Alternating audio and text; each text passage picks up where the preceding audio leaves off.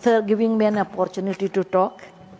ಕರ್ನಾಟಕದ 7 ಕೋಟಿ ಜನರ ಪರವಾಗಿ ನಾನು ನಿಮ್ಮನ್ನು ಸ್ವಾಗತಿಸುತ್ತೇನೆ ಮತ್ತು ಅಭಿನಂದಿಸುತ್ತೇನೆ. On the behalf of all nominated members, I would like to welcome you, congratulate you. Sir, your life is a tapestry of so many careers. I don't want to repeat, everybody has done that. You are a well-traveled, understanding person. And you remind me of a beautiful shloka in Mahabharata when Yudhishthira gets all the things after the Kurukshetra war. He says, what is kingdom? What is responsibility? Why one should take? That time Bhishma says, it's a very famous quote, Buddhir balam chane tane nityam dharma tishtati parthva prajanam cha hite yukto bhavaleke sukhavaha.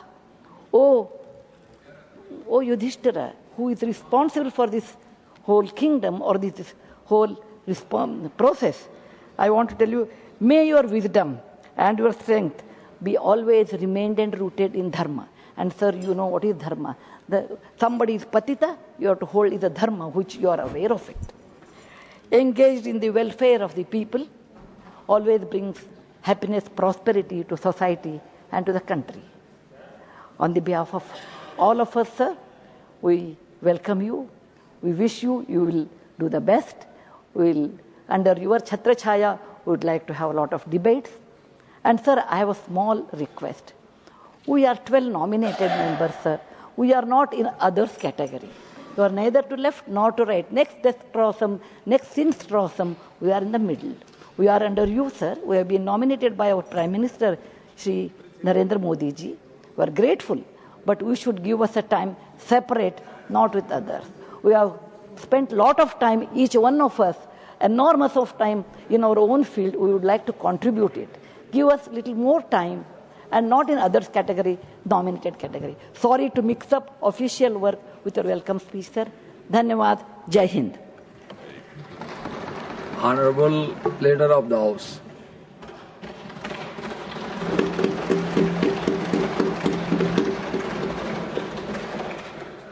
आदरणीय सभापति जी, आज ये बहुत ही खुशी का अवसर है और दिन है कि आपने सभापति के रूप में आज पहला दिन आपका है और माननीय प्रधानमंत्री श्री नरेंद्र मोदी जी ने आपके जीवन के बारे में और आपका योगदान जो प्रजातंत्र के लिए और प्रजातांत्रिक व्यवस्था के लिए और देश के लिए, समाज के लिए रहा है, उसके बारे में बहुत ही विस्तृत रूप से आदरणीय प्रधानमंत्री जी ने आज सुबह अपने वक्तव्य में कहा।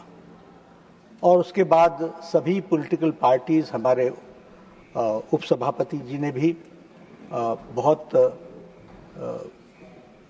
सर्वपल्ली राधाकृष्णन जी का वृतांत देते हुए गहराई में प्रजातंत्र में क्या योगदान हुआ है इस संसद के अंदर, और साथ में आपके माध्यम से और आपके द्वारा जो सार्वजनिक जीवन में आपने कार्य किया उसकी चर्चा की। और उसके बाद लीडर ऑफ द ऑपोजिशन और सभी पॉलिटिकल पार्टीज ने सब ने मिलकर के आपके जीवन के बारे में एक वृतांत यहाँ रखा और साथ ही साथ सब ने शुभकामनाएं भी दी कि आपके नेतृत्व में, आपके अध्यक्षता में यह हाउस प्रजातांत्रिक तरीके से आगे चलेगा। मैं कुछ जोड़ना नहीं चाहता हूं क्योंकि सारी बातें आ चुकी हैं, लेकिन एक बात ज़रूर ध्यान दिलाना चाहता हूं क्योंकि आपके साथ मेरा व्यक्तिगत संबंध लंबे समय का है, सार्वजनिक जीवन में भी और पार्टी के रूप में भी। खड़गे साहब कह रहे थे कि आप कांग्रेस के घराने से आते हैं और उस तरीके से आपने उस विषय को ध्यान में रखना है, लेकिन मैं उसमें से जो देखता हूं वो ये देखता हूं कि आपने विरासत में मिली चीजों के साथ साथ क्या यथार्थ है और क्या सच्चाई है और हमने अपना रास्ता कैसे चुनना है, ये आपने अपने जीवन में देखा है और इसको आपने चरितार्थ किया। ये बताना इसलिए आवश्यक है क्योंकि आप कांग्रेस के घराने से आते थे और आपने राष्ट्रीय स्वयंसेवक संघ की शाखा आपने ज्वाइन की। जब ज्वाइन की तो आपके परिवार में आपके बड़ों ने आपसे तकरीर की, आपसे आर्ग्यूमेंट किया कि ये अच्छे लोग नहीं हैं, यहां मत जाओ, ये जाना उचित नहीं है। यहां तक ये भी कह दिया कि ये गैर राष्ट्रवादी है। और आपका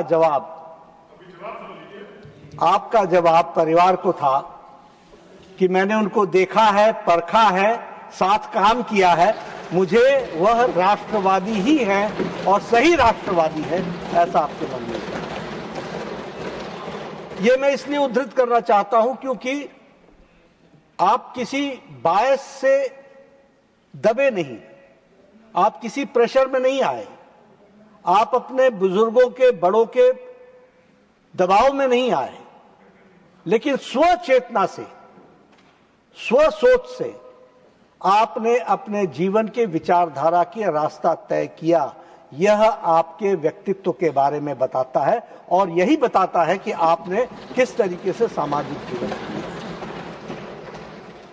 ये वही शख्स कर सकता है जो अपने बुद्धि से सोचकर, अपने आसपास के वातावरण को समझकर, उचित क्या है उसको समझकर और दबाव में न आकर के अपने जीवन का फैसला करता है, वह हमने देखा है।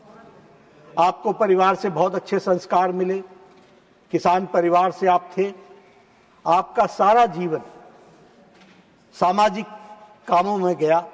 आप राजनीति में जरूर रहे और राजनीतिक दृष्टि से आपने जरूर काम किया। You were in the political field and you did lot in the political field, but आपकी आत्मा और आपके कार्य करने का ढंग, उसमें समाज के प्रति समर्पण हमेशा दिखता रहा। इसलिए समाज के प्रति आपका समर्पण सबसे ज्यादा रहा, यह भी हम सबको मालूम है। और एक जिसे कहा जाए कि पाक जीवन, साफ सुथरा जीवन, बेदाग जीवन। 2 बार आप लोकसभा के सदस्य रहे, स्टैंडिंग कमेटी में आप टेक्सटाइल के सदस्य रहे, कंसल्टेटिव कमेटी में आप फाइनेंस के सदस्य रहे। और देखिए आपकी लगन, आपकी तड़प कुछ बदलने की, वह इस बात से सूचित होती है कि